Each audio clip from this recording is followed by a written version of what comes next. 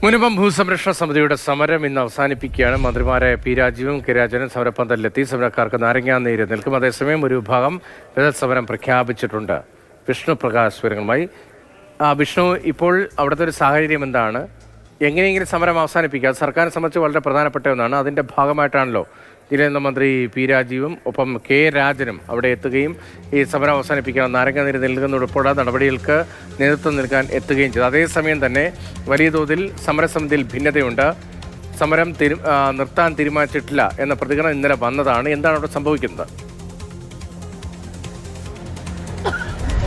രതീഷെ, 414 ദിവസമാണ് ഇന്നിപ്പോൾ ഈ മുനമ്പം ഭൂസംരക്ഷണ സമിതിയുടെ നേതൃത്വത്തിലുള്ള സമരം നടക്കുന്നത്. ഇന്നിപ്പോൾ ഈ നേരത്തെ റവന്യൂ അവകാശങ്ങൾ പുനഃസ്ഥാപിച്ച് കിട്ടണമെന്ന ആവശ്യവുമായിട്ടാണ് ഈ ഒരു മുനമ്പം ഭൂസംരക്ഷണ സമിതി നിലവിൽ വരുന്നതും തുടർച്ചയായിട്ടുള്ള ഇത്രയും ദിവസം ഈ ഒരു സമരം അനുഷ്ഠിച്ചിരുന്നു. അതിന് ഒടുവിൽ ഇപ്പോൾ ഏറ്റവും ഒടുവിലായി കരം അടിക്കാനുള്ള ഒരു അവകാശം അവർക്ക് പുനഃസ്ഥാപിച്ച് കിട്ടി. അതോടൊപ്പം തന്നെ പോക്കുവരവ് ചെയ്യാനുള്ള സൗകര്യങ്ങളും ഏർപ്പെടുത്തുമെന്ന് സർക്കാർ തലത്തിൽ നിന്ന് ഇവർക്ക് ഉറപ്പ് ലഭിച്ചിരുന്നു. അതിന്റെ നടപടിയായിട്ടാണ് ഈ സമരത്തിൽ നിന്നും പിന്നോട്ട് പോകാൻ, അല്ലെങ്കിൽ സമരം താൽക്കാലികമായി അവസാനിപ്പിക്കാനുള്ള ഒരു തീരുമാനത്തിലേക്ക് മുനമ്പം ഭൂസംരക്ഷണ സമിതി എത്തിയത്. പക്ഷേ അതിൽ തന്നെയുള്ള മറ്റൊരു വിഭാഗം, അതായത് ഈ മുനമ്പം ഭൂസംരക്ഷണ സമിതിയുടെ ഒപ്പം ഉണ്ടായിരുന്ന ഏതാനും കുടുംബങ്ങൾ ഇപ്പോൾ അതിന് തയ്യാറല്ല. അവർക്ക് റവന്യൂ അവകാശങ്ങൾ പൂർണ്ണമായും പുനഃസ്ഥാപിച്ച് കിട്ടുന്നതുവരെ ഒരു സമരമായി മുന്നോട്ട് പോകും. എന്നാൽ മാത്രമാണ് ഇവരുടെ സമരം വിജയിക്കൂ എന്നുള്ളതാണ് ഇപ്പോൾ സമരം ആരംഭിച്ചിരിക്കുന്ന മുനമ്പം സമിതിയുടെ അംഗങ്ങൾ പറയുന്നത്.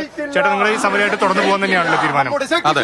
എന്താണ് അങ്ങനെ ഒരു തീരുമാനത്തിലേക്ക് വരുന്നത്? നമ്മളുടെ സമരത്തിന്റെ മുനമ്പം സമരത്തിന്റെ ഏറ്റവും വലിയ മുദ്രാവാക്യം എന്താണ്? പൂർണ്ണമായിട്ടുള്ള റവന്യൂ അവകാശങ്ങൾ നേടിയെടുക്കുക എന്നുള്ളതാണ്. ഇപ്പൊ നമ്മൾക്ക് ആകെ കിട്ടിയിരിക്കുന്ന കരമടക്കുന്ന അതൊരു അവകാശമല്ല, നമ്മളുടെ എല്ലാവരും ഡ്യൂട്ടിയാണ്. എനിക്കും താങ്കൾക്കുള്ള പോലെ സ്ഥലമുണ്ടെങ്കിൽ നമ്മൾ കരമടക്കുക എന്നുള്ളതാണ്. പിന്നെ ഇപ്പോൾ പറയുന്ന ഈ കാര്യം ഈ ഡിസംബർ 17-ാം തീയതി നമ്മൾക്കിത് ഇനിയും കേസ് വരുന്നുണ്ട്. കൂടാതെ സുപ്രീം കോടതിയിലേക്കും ഈ കേസ് നീളുന്നുണ്ട്. അപ്പൊ ഈ കരമടക്കുന്നത് പോലും ഏത് നിമിഷവും സ്റ്റേ ചെയ്യപ്പെടാന്നുള്ളൊരിതുണ്ട്. പിന്നെ ആദ്യം പറഞ്ഞ പോലെ കരമടക്കുന്നതല്ലല്ലോ സമ്പൂർണ്ണ റവന്യൂ അവകാശം എന്ന് പറയുന്നത്. ഇന്ത്യയിലെ ഏതൊരു പൗരനും ഒരു സെന്റ് സ്ഥലമുണ്ടെങ്കിൽ അയാൾക്ക് എന്തെല്ലാം അവകാശങ്ങളുമുണ്ടോ ആ അവകാശങ്ങൾ മുനമ്പം ജനതയ്ക്ക് എന്ന് കിട്ടുന്നുവോ അന്നാണ് ഞങ്ങളുടെ സമരം തീരേണ്ടതെന്ന് ഉറച്ചു വിശ്വസിക്കുന്ന, സമരത്തിന്റെ ആദ്യഘട്ടം മുതൽ ഉറച്ചു വിശ്വസിക്കുന്ന ആളുകളാണ്. പള്ളിയിൽ എന്തോ അച്ഛനോട് സംസാരിച്ച് കഴിഞ്ഞപ്പോൾ അച്ഛനത് താൽക്കാലികമായിട്ട് നിർത്തുന്നു എന്നാണ് പറയുന്നത്. അത് 2 ദിവസം മുമ്പാണ് ഞങ്ങൾ മാധ്യമങ്ങളിൽ നിന്ന് അറിയുന്നത്. ഒരു കൂടിയാലോചന നടന്നിട്ടില്ല. പലപ്പോഴും ഞങ്ങൾ ഇവിടെ മീറ്റിങ്ങുകൾ ചെയ്യുമായിരുന്നു. പിന്നെ ഇപ്പോഴത്തെ അവസ്ഥ എന്ന് പറയുന്നത് ഇത് നിങ്ങൾക്ക് അറിയാവുന്നറിയില്ല, ഇത് 2022 7/10/2022 ഗവൺമെന്റ് ഇറക്കിയ ഒരു ഓർഡറാണ്. ഇതിൻ്റെ അകത്ത് പറഞ്ഞിരിക്കുന്നത് വഖഫ് പ്രോപ്പർട്ടി സബ്ജക്റ്റ് പറഞ്ഞിരിക്കുന്നതാണ് about the acceptance of land tax from unauthorised occupants എന്നാണ്. അപ്പൊ ടാക്സ് അടക്കുന്നത് ഇതിനെക്കുറിച്ചുള്ള ഒരു ചർച്ച നിയമസഭയിൽ നടക്കുന്നുണ്ട് 12/12/2022. അത് UDF ഇപ്പോഴത്തെ MLA ആയ KPA മജീദ് ആണ് ഉന്നയിക്കുന്നത്, ഒരു സബ്മിഷനായിട്ട് ഉന്നയിക്കുന്നതാണ്. അതായത് മുനമ്പം വഖഫ് ഭൂമിയാണെന്നും അത് എന്തുകൊണ്ട് ഗവൺമെന്റ് നടപടിക്രമങ്ങളിലൂടെ തിരിച്ചെടുക്കുന്നില്ല എന്നാണ് ചോദ്യം.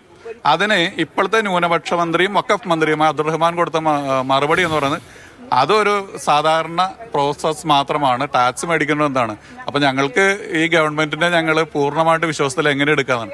ഈ രേഖകളുടെ അടിസ്ഥാനത്തിലാണ് ഈ ഒരു രേഖ വെച്ചിട്ടാണ് 110 കുടുംബങ്ങളാണ് ഇപ്പൊ നേരത്തെ സമരത്തിലുണ്ടായിരുന്നത്. അപ്പോൾ ഇപ്പൊ നിങ്ങളുടെ ഒപ്പം എത്ര കുടുംബങ്ങളുണ്ട്, എത്ര പേര് അവർക്ക് ഞങ്ങൾ അങ്ങനെ ഒരു കണക്കെടുത്തിട്ടില്ല.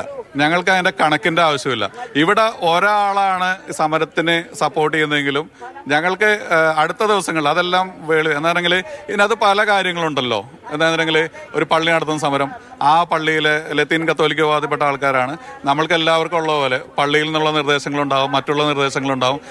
സ്വതന്ത്രമായിട്ട് ഇവിടെ ആർക്കും കടന്നു വന്ന് ഇതുവരെ ഇത് ആർക്ക് വേണമെങ്കിലും സപ്പോർട്ട് ചെയ്യാന്നാണ്. അപ്പൊ ഞങ്ങളുടെ ചോദ്യം ഇത്രേ ഉള്ളൂ, പൂർണ്ണമായ റവന്യൂ അവകാശങ്ങൾ നേടിയെടുത്തിരിക്കുന്ന ആളുകളുണ്ടെങ്കിൽ